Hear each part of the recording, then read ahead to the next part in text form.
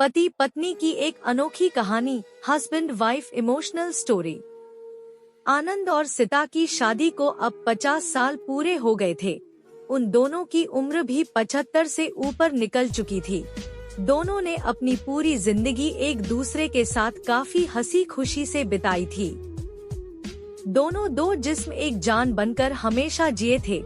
सुख दुख के साथ उन्होंने अपने अपने पर्सनल रहस्य भी एक दूसरे के साथ शेयर किए थे। सीता ने केवल एक रहस्य आनंद को कभी नहीं बताया।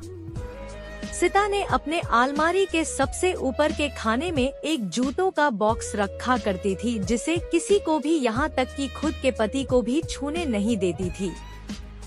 सीता ने अपने पति से कह रखा था कि समय आने पर वो उस बॉक्स का राज उन्हें जरूर बताएगी। आनंद को भी इस बात से कोई परहेज नहीं था। हंसते खेलते कई दशक बीत गए, उम्र ढल गई, शरीर कमजोर हो गए और कई बीमारियां हो गई। सीता बीमारियों से जूझते जूझते हार मानने लगी। तब अपना आखिरी समय करीब है ये जानकर उन्होंने आनंद को अपने पास बुलाया और अपने जीवन का वो एकमात्र राज जो उनके अलमारी में बंद था, उसे अपने पति को उस बॉक्स को लाने के लिए कहा।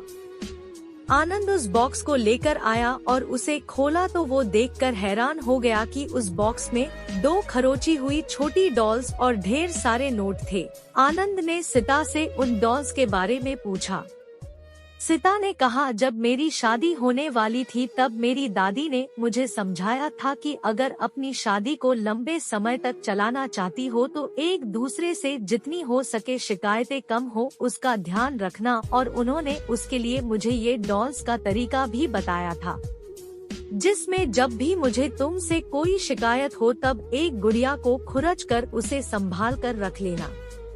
सीता की बात सुनकर आनंद की आंखें भीग गई, क्योंकि पिछले 50 सालों में सीता को उनसे सिर्फ 2 बार शिकायतें हुई। ये विचार ही उनके लिए काफी सुखद था।